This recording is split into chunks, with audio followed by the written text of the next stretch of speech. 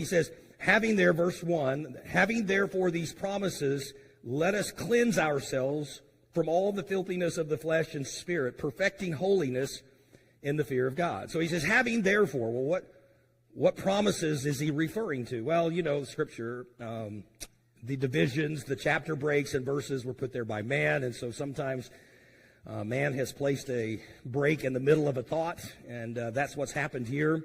And he's really referring back to a couple of things he's just said in the end of chapter 6. So the Corinthians, if I could just wrap it up in a nutshell, they had forgotten whose they were.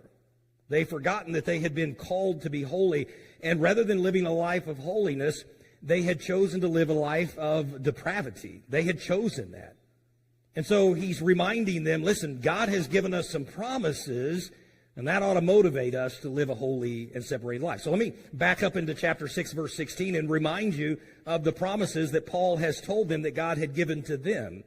Verse 16 says this, what agreement hath the temple of God with idols? For you are the temple of the living God, as God has said, I will dwell in them and walk in them, and I will be their God, and they shall be my people. Wherefore come out from among them, and be ye separate, saith the Lord, and touch not the unclean thing, and I will receive you. And here's the promise that he makes. If you do this, then I will be a father unto you, and ye shall be my sons and daughters, saith the Lord Almighty.